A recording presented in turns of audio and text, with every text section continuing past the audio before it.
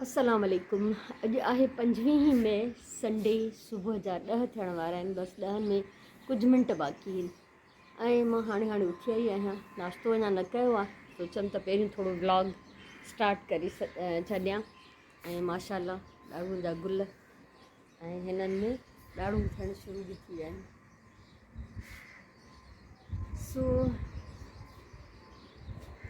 अच्छा, अॼु मां देरि सां उथी आई आहियां, इन करे हिते इहो हिकिड़ो गुल मूंखे खुलियल मिलियो आहे। न त हू मां सवेर अची ठाहींदी आहियां व्लॉग त अञा गुल न टिड़िया हूंदा आहिनि। बहरहाल मां हाणे वञी ॾिसंदमि, कुझु न कुझु हल्को फुल्को खाईंदमि, छो त निंड मां उथी कुझु हेवी नाश्तो करणु या प्रॉपर नाश्तो करणु पुॼंदो न आहे मूंखां। त थोरो घणो खाई वठंदी आहियां ऐं पोइ वरी कलाक ॿिनि खां पोइ चङी तरह सां नाश्तो कंदी आहियां। सोचां थी अॼु ॿाहिरि बि वञां, भाॼी फ्रूट घर में ॿई शयूं न आहिनि त उहो बि कुझु वठी अचां।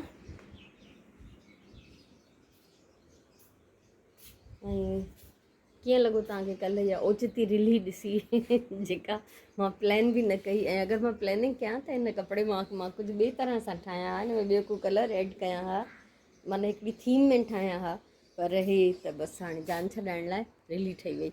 सो उनजो अॼु मूंखे पटो ॾियणो आहे। उहो ॿाहिरों जेको आहे उहो कोन ॾिनोमांसि राति जो, उहो अॼु ॾेई छॾींदमि इनशाला। पर सभिनी खां पहिरियों मूंखे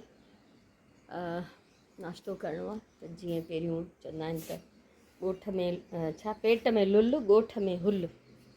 लुल माना लोलो मानी, ठीकु आहे। सो बुख जॾहिं लॻल हूंदी आहे न त पोइ माण्हू खां कुझु न पुॼंदो आहे। सो पेट भरियलु हूंदो आहे त पोइ ठीकु आहे, मस्ती करण ते बि दिलि ठहंदी आहे। सो वञा थी नाश्तो करणु। माशाल्लाह अल्हम्दुलिल्लाह फस्ट क्लास अचानक रिली तयारु थी वई आहे।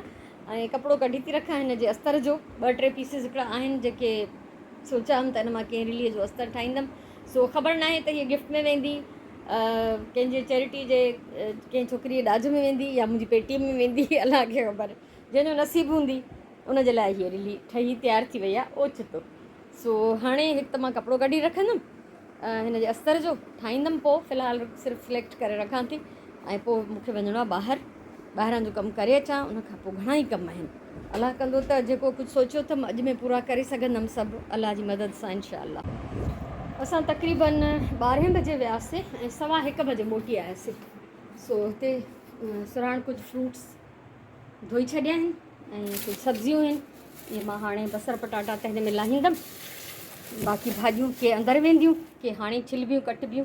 हे मज़ेदार हसीन मूंखे एॾा वणंदा आहिनि न, हीअं डेकोरेट कजनि वठी ॻाढ़ा मिर्च।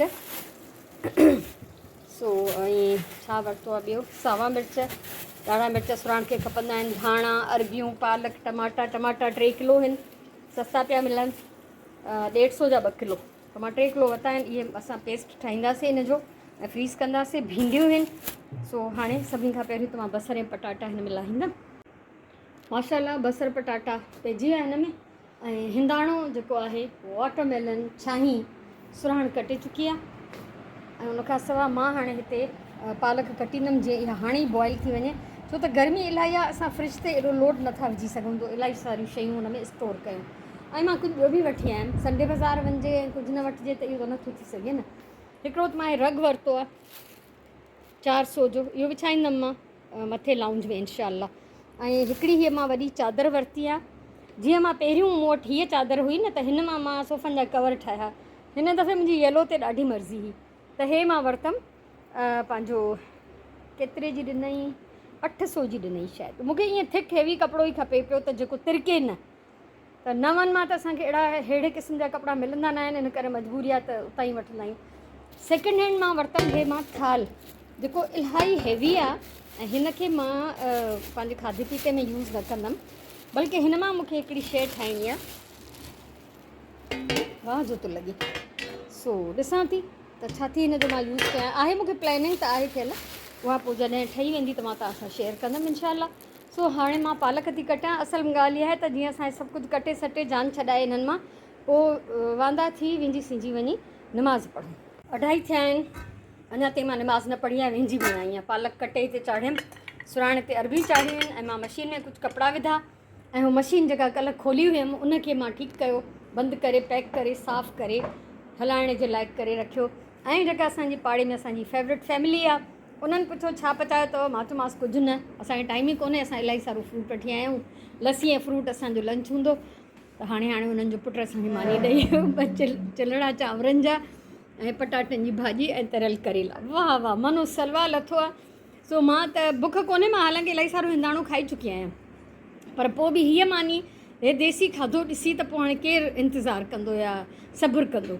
सो मां हिते खावां थी लंच। 3 जी अज़ान अची वई आहे ऐं अल्हम्दुलिल्लाह मां तक़रीबन हे रेडी करे छॾियो आहे। हेठियों त वॾो पीस हे हुयो ऐं उन खां पोइ हिन में हे ॻंढ विधा आहिनि, त इहो बसि सेम आहे। बाक़ी हे अञा हिकिड़ो वॾो पटो ठाहियो आहे जेको वेकर में थोरो खुटे थो, उहो हिन में पोइ विझंदमि।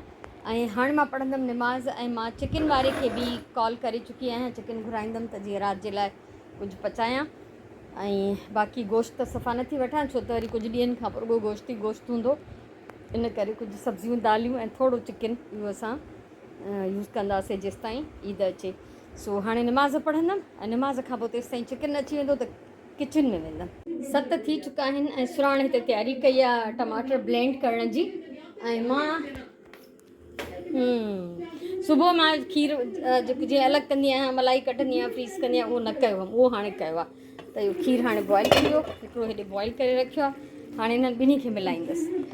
पालक ऐं चिकन पचे थो ऐं हे आहे सुआ ऐं मेथी फ्रीज़ थियल। सो अॼु आख़िरी हिसो इहो मां हिननि जो ख़तमु थी कयां ऐं पोइ वरी सियारे में इंशाअल्लाह ज़िंदगी रही त इहे जेके आहिनि मज़ा कबा। सो हिन में फ़िलहालु मां सुआ ऐं मेथी विधा आहिनि, हिते पचंदो रहंदो। ऐं मां तव्हांखां अॼु जे हिन व्लॉग मां मोकिलाईंदमि मुंहिंजे तरफ़ां इलाही सारो प्यार, इलाही सारियूं दुआऊं ऐं अलाह साईं तव्हांखे सलामत रखे, आबाद हुजो। इंशाअल्लाह असां सुभाणे वारे व्लॉग में वरी मिलंदासीं। सो सुभाणे ताईं मोकिलायूं था। अल्लाह वाहिद।